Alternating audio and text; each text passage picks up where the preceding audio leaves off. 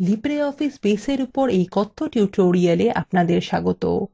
এই টিউটোরিয়ালে আমরা শিখব ডিজাইন ভিউ ব্যবহার করে প্রশ্ন তৈরি করা, কোয়েরি ডিজাইন উইন্ডোতে টেবিল যোগ করা, ক্ষেত্র নির্বাচন, ছদ্মনাম ধার্য করা, সাজানোর ক্রম নির্দিষ্ট করা, একটি প্রশ্নের সন্ধানের বিচার্য বিষয় প্রদান করা। এর জন্য আমাদের পরিচিত লাইব্রেরি ডেটাবেস নিয়ে কাজ শুরু করা যাক। এই লাইব্রেরি ডেটাবেসে বই এবং সদস্যদের সম্পর্কে তথ্য সংরক্ষিত আছে। এছাড়াও একটি টেবিলে সদস্যদেরকে দেওয়া বইগুলির সম্পর্কে তথ্য রয়েছে। আমরা এখন একটি নতুন প্রশ্ন তৈরি করব যাতে যে সব বই যে সদস্যদের দেওয়া হয়েছে সেগুলির একটি তালিকা প্রস্তুত করা হবে। অন্য কথায় সদস্যদের দেওয়া বইগুলির একটি ইতিহাস তৈরি করা হবে। লাইব্রেরি ডেটাবেস খুলুন। বাম প্যানেলের কোয়েরিজ আইকনের উপর ক্লিক করুন। ডান প্যানেলে create query in design view click করুন। আমরা এখন একটি নতুন উইন্ডো দেখতে পাচ্ছি যেটিকে কোয়েরি ডিজাইন উইন্ডো বলা হয়। এবং আপনি উপরে একটি ছোট পপ-আপ উইন্ডো দেখতে পাচ্ছেন যাতে লেখা অ্যাড টেবল অর কোয়েরি।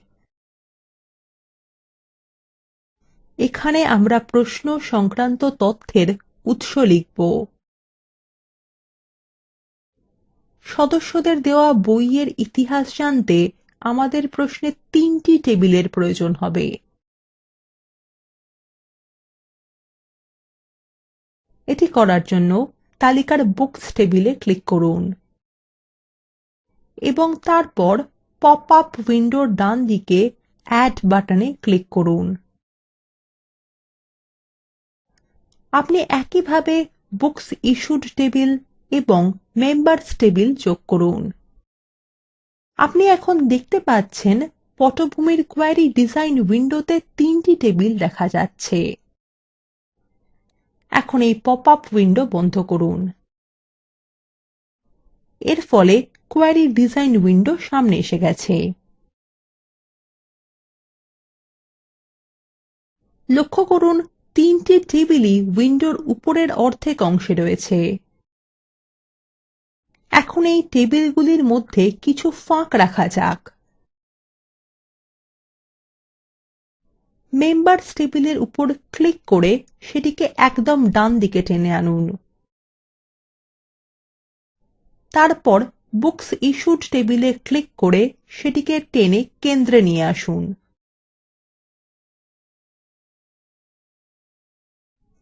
এখন আপনি কিছু রেখা দেখতে পাচ্ছেন যেগুলি টেবিলগুলিকে পরস্পর যুক্ত করেছে।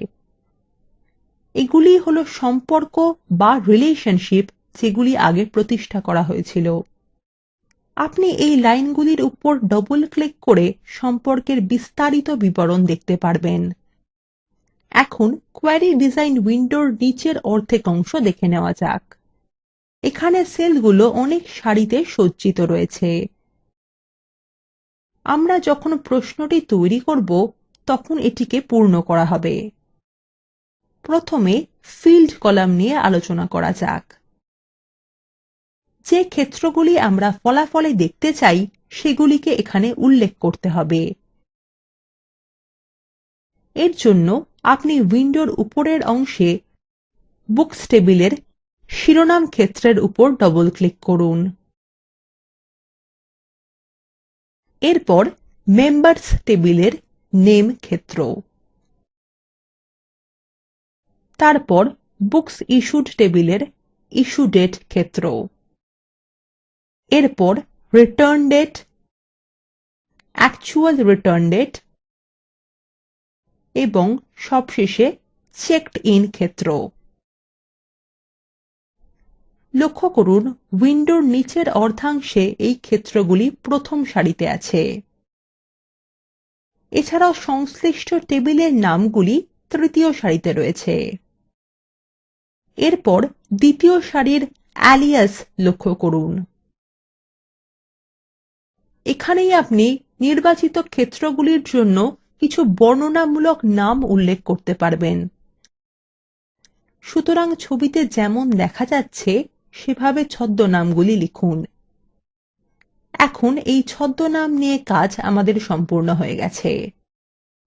এরপর দেখা যাক কিভাবে তথ্য নির্দিষ্ট ক্রমে সাজানো যেতে পারে।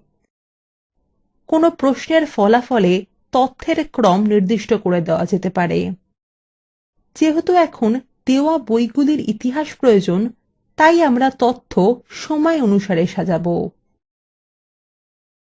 অর্থাৎ আমরা ফলাফলটি বই দেওয়ার তারিখ অনুযায়ী ঊর্ধ্বক্রমে সাজাবো।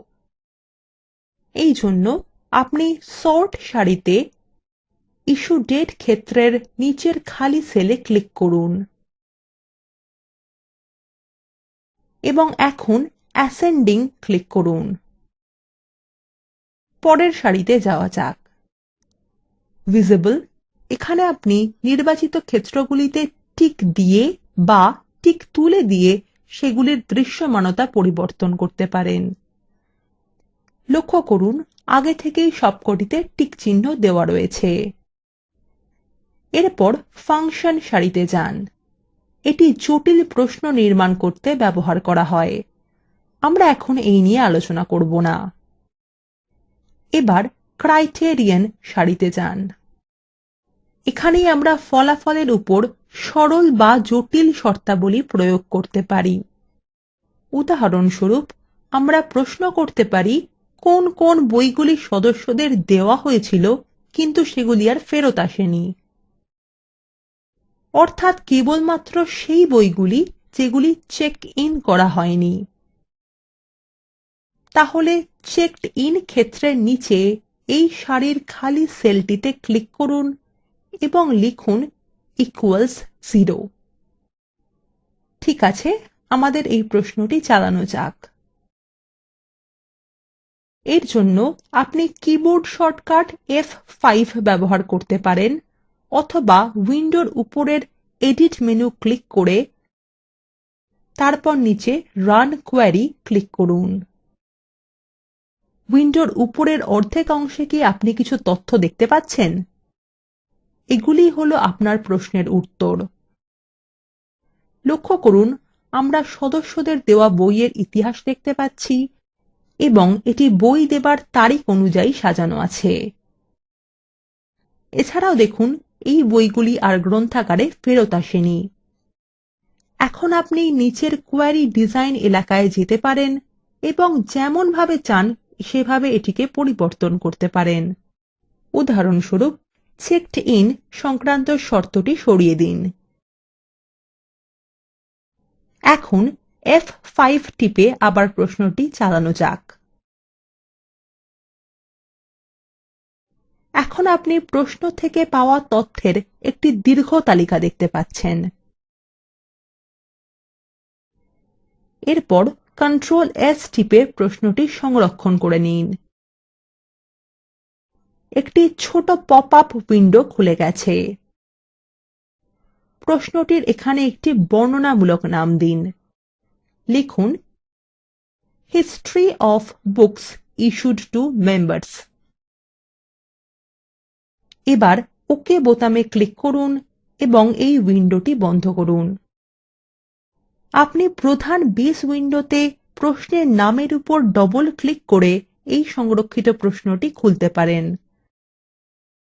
তাহলে আমরা ডিজাইন ভিউ ব্যবহার করে একটি প্রশ্ন তৈরি করতে সফল হয়েছি। এখন একটি অনুশীলনী আছে। নিশা শর্মা নামক সদস্যকে দেওয়া বইগুলির একটি তালিকা তৈরি করুন। তালিকাটি বই দেওয়ার তারিখ অনুযায়ী সাজানো হওয়া উচিত।